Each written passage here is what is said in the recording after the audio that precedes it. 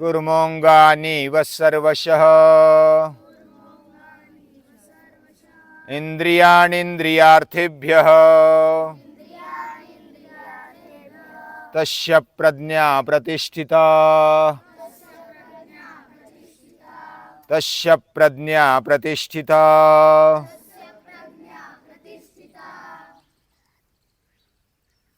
बहुत पुराने जमाने से स्वर्ग की कल्पना दुनिया में है, यानी भारत में भी है, बाकी देशों में भी, लगभग सभी देशों में है। स्वर्ग की कल्पना करने वाले पृथ्वी पर अच्छा नहीं जी सकते। जो पृथ्वी को ही स्वर्ग मानते हैं या तो बनाते हैं, वो अच्छी तरह से जी पाते हैं। लेकिन पौराणिक कहानी है, कहानी कुछ बोध देने के लिए होती है, कुछ सिखाने के लिए होती है। तो पौराणिक कथा है कि स्वर्गलोक के जो अधिपति, उनका नाम क्या है? इंद्र। इंद्र राजा ने अपने लोक में, स्वर्गलोक में शिव जी को बुलाया। शिव जी यानी कि महादेव, यानी सभी देवों में महादेव, ये बहुत ही मेहनत करने वाले, तांडव करने वाले और ज्ञान से भरपूर, वैराग्य से भरपूर, ऐसे। तो उनको मेहमान बुलाया, यानी कि उनको आग्रह किया कि हमारे लोक में, स्वर्ग लोक में कभी आ जाओ, हम आपका आतिथ्य सत्कार करना चाहते हैं, आपसे कुछ सीखना भी चाहते हैं। और जब कोई अतिथि आता है तो बड़ा इंतजाम किया जाता है, जो कर तुम अकर तुम अन्यथा कर तुम समर्थ, ऐसी शक्ति जब आने वाली है तो कितनी तैयारी की होगी, बड़ी तैयारी की स्वर्गलोक में। और शिवजी भी मान लिया कि मैं आ जाऊंगा, कोई बात नहीं है। शिवजी भी आ गए, जिस दिन तय किया था उस दिन आ गए। उनका बहुत ही बड़ा अतिथि सत्कार किया। अतिथि सत्कार इतना करने के बावजूद भी उनके चेहरे पर प्रसन्नता नहीं दिखाई दी। उन्होंने फिर स्वर्ग के जो हॉल था बड़ा, जिधर बहुत ही सुशोभन के साथ नृत्य और बहुत सारी ऐसी प्रेजेंटेशन की बातें वो करते थे, तो उधर बुलाया सभी को। और अप्सराओं का नृत्य,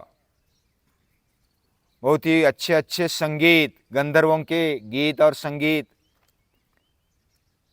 और क्या कुछ सजावट, जितनी करनी चाहिए उतना सब कुछ किया।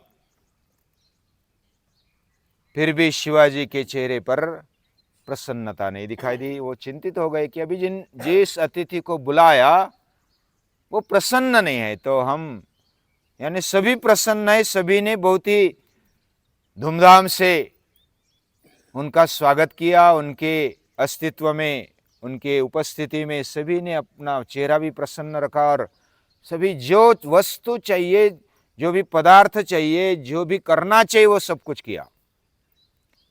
लेकिन शिवजी इतने प्रसन्न नहीं दिखे। उतने में नारद जी आ गए, और नारद जी आने के बाद इंद्र राजा को सुकून लगा कि अभी कुछ ना कुछ मार्ग इनमें से हमें मिलेगा, क्योंकि नारद जी सभी लोकों में भ्रमण करते हैं। मृत्यु लोक में जाते हैं, देवलोक में आते हैं, स्वर्ग लोक में आते हैं, पितृलोक में जाते हैं, सभी और उनका संचार होता है। तो उनको कल्पना होगी क्या करना चाहिए। तो नारद जी को इंद्र राजा ने नमस्कार किया। देवर्षि नारद जी, आपको नमस्कार है, बहुत अच्छा हुआ आप आ गए। लेकिन एक बात हमें अभी तक हम कर नहीं सके। शिव जी को हमने अतिथि बुलाया, लेकिन उनको प्रसन्नता भरा चेहरा हम देख नहीं पा रहे। क्या करना चाहिए? तो नारद जी बोले, आप लोग सभी देव लोग भोगवादी है, और आपको सिर्फ कल्प वृक्ष की बातें, कल्प वृक्ष मालूम है ना, जो भी मांगे वो मिलता है, ऐसा कल्प वृक्ष होता है। आप सिर्फ कल्प वृक्ष में, अप्सराओं में, अमृत में, इसमें बने रहते हैं, और आपको दूसरा भोगवाद के अलावा कुछ सूझता नहीं। वैसी आपका डेकोरेशन, वैसा ही आपका सुशोभन, वैसी आपकी मनोरंजन की सभी सुख सुविधाएं अप टू डेट होती है। लेकिन महादेव तो स्मशान में रहने वाले हैं, वह प्राणियों में रहने वाले हैं, पशु पंछियों में रहने वाले हैं, और ऐसे वो पशुपतिनाथ है। उनका नाम क्या है? पशुपतिनाथ। तो वो पशु उनके पति होने के कारण, स्वामी होने के कारण, सभी प्राणी मात्राओं के स्वामी होने के कारण वो शायद खुश नहीं है। आपका जो भी मनोरंजन है, आपका जो भी सजावट सुशोभन है, वो उनको पसंद नहीं आया होगा। और पशुपतिनाथ होने के कारण आप एक काम कर सकते हो, सभी प्राणियों को, पशुओं को इधर बुला लो और वो शायद खुश हो जाएंगे। करके देखो, यानी सभी मार्ग अभी अपना कर देखे, अभी ये मार्ग भी अपना कर देखो, हो जाएंगे तो हो जाएंगे, नहीं तो फिर मैं क्या बता सकता हूं। वो तो कर्तुम अकर्तुम अन्यथा कर्तुम शक्ति है, उसका क्या हमें कुछ पता नहीं होता। तो इंद्र राजा खुश हुए कि चलो ये भी करके देखते हैं। वो तो पशुपतिनाथ होने के कारण शिव जी उससे प्रसन्न होंगे, ऐसी मन में कल्पना भी आई। तो इंद्र राजा तो बहुत ताकतवर है, उन्होंने तुरंत ऑर्डर दे दिया, सभी पशुओं को, पंछियों को और सभी प्राणियों को बुला लिया, और बुला लेने के बाद सभी को बताया कि आपको एक एक करके प्रेजेंटेशन देना है, आपका जो भी अच्छे से अच्छा परफॉर्मेंस है वो आपको देना है। प्राणी भी खुश हो गए कि शिव जी को जो कर्तुम अकर्तुम अन्यथा कर्तुम शक्ति है, उसके सामने हमें प्रेजेंट होने का मौका मिलता है, तो इससे बड़ी बात क्या है। तो उन्होंने बहुत ही तैयारी से एक एक करके, शेर आ गया, हाथी आ गया, बाघ आ गया, लोमड़ी आ गई, बहुत सारी प्राणी, और उनके साथ कछुआ भी आ गया, ससला भी आ गया, शशक, ये सभी प्राणी आ गए, और उन्होंने एक एक करके प्रेजेंटेशन भी दिया। सभी का प्रेजेंटेशन होने को आया, फिर भी शिव जी प्रसन्न नहीं है। क्या किया जाए?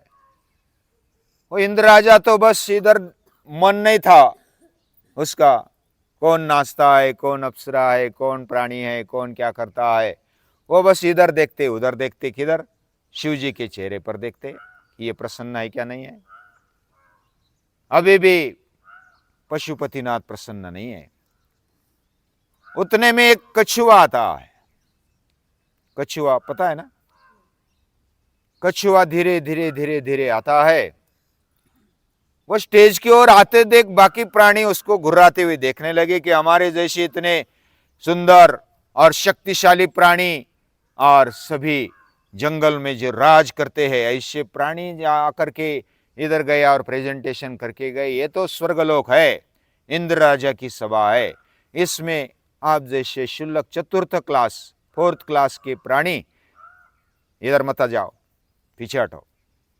कौन बोला? शेर बोला, बाघ बोला, बाकी प्राणी भी उसका साथ देने लगे। अभी शेर और बाघ बोलता है तो बाकी प्राणी क्या बोलेंगे?